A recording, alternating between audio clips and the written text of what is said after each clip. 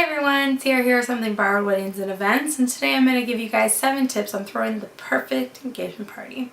So stay tuned.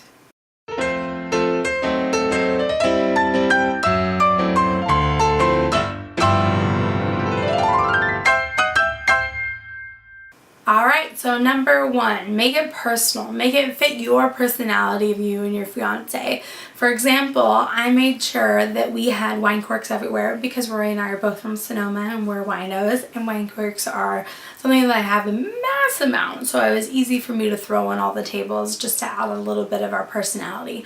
As well as everyone knows, I'm a photo whore and I love photos, so obviously I had photos everywhere of us throughout our relationship and our proposal. Step number 2, and I totally mess this up, is your invites. So for me, we sent out paperless post invites, which are awesome and are probably really great for certain events and certain guests, but not necessarily worked out the best for me for this event. My thought process was, hey, it's just a barbecue. Why spend so much money on invites for just one of our engagement parties? Why don't we send it through an email service and it'll still look just as fancy and pretty and blah blah blah blah blah. Well, kind of worked out the opposite, and like people didn't really take it that seriously, I guess.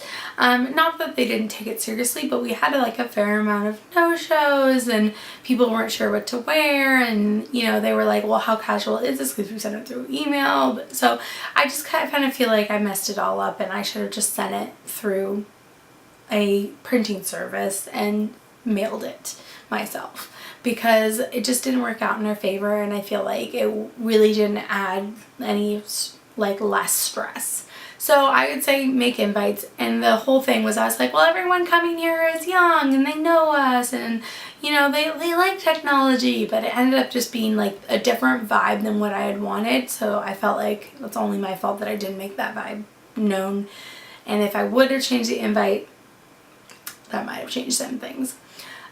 Food and alcohol, I'm on a budget.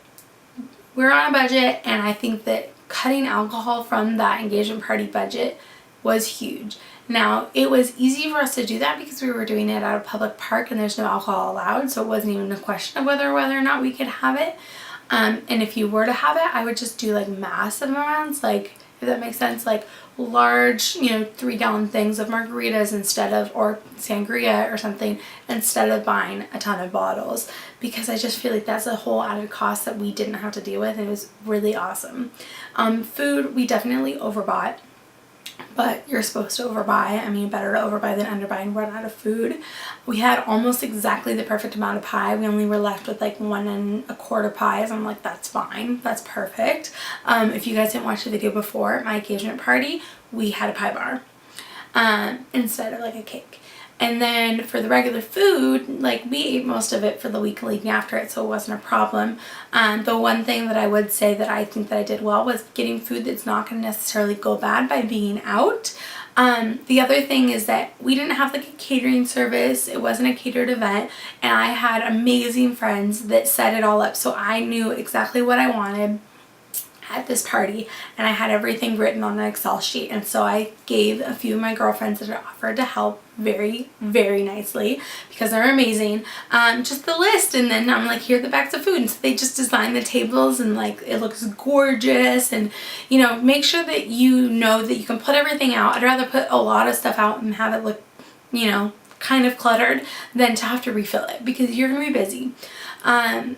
So definitely overbuy, but don't go crazy. I did not provide my guests a meal. I provided them snacks, and I said that on the invitation, that it's like an hors d'oeuvres and pie, hors d'oeuvres and desserts, I think I said. Appetizers and desserts event.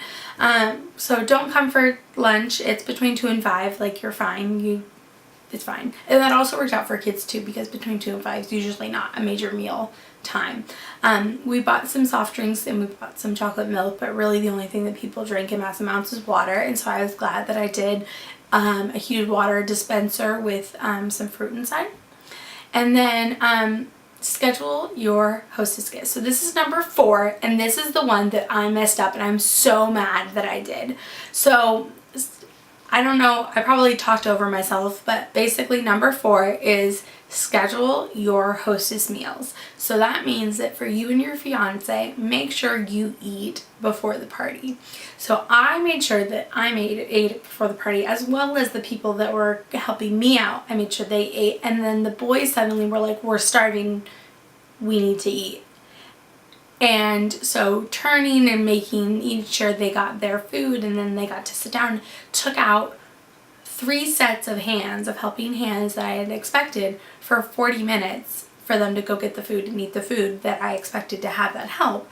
And that's a rookie mistake. I know better than to not do that. So I should have known to plan my food, because the thing is if you've never been the center of attention at a party, which I haven't, but I'm always with the bride and grooms, and so I know how it is, you don't get to eat.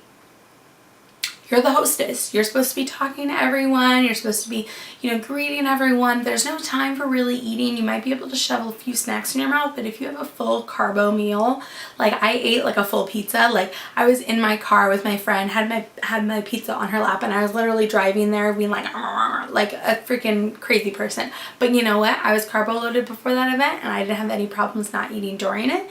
The other thing is water. So maybe like designate someone to be like, just keep bringing me water, because I'm going to set it down. And that's exactly what happened. And it's the same thing at your wedding.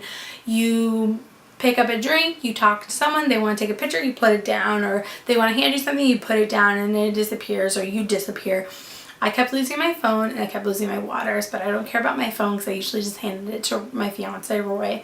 But waters, I needed to keep picking up. So definitely staying hydrated is a priority. So make sure you have someone to help you out remembering to drink water. Number 5 is keep it short and sweet. No reason to have a 6-hour engagement party. Maybe like 3 or 4 hours, maybe 5 at the very tops. But once you get into 5, it's like, where's our meal? Because 5 hours, you've usually gone into someone's meal time.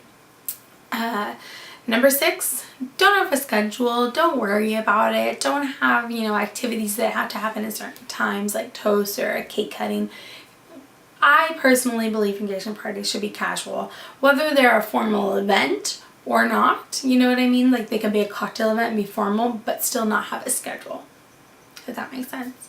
And then number 7 is make sure your guests who aren't necessarily familiar with everyone else there have kind of something to do.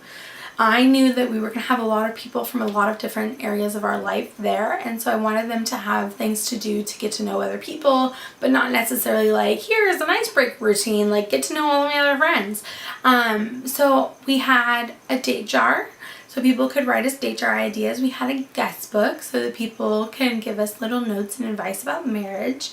And then we had Jenga, like a life-size Jenga set that people could play, and then cornhole. So just give them something to do in case things get a little bit slow for them.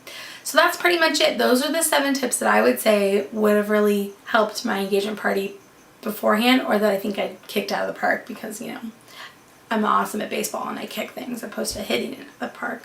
Duh. So anyways, quickly go through that. Number 1, make it fit your personality. Number 2, invites. Number 3, food and alcohol. Overbuy, but don't go crazy. Number 4, schedule your hostess foods. I failed at this. Number 5, keep it short and sweet. Number 6, don't have a schedule. And number 7, give your guests something to do. So I know I talk fast. Feel free to reach out with questions, comments, concerns about me, about my business, about this, this video.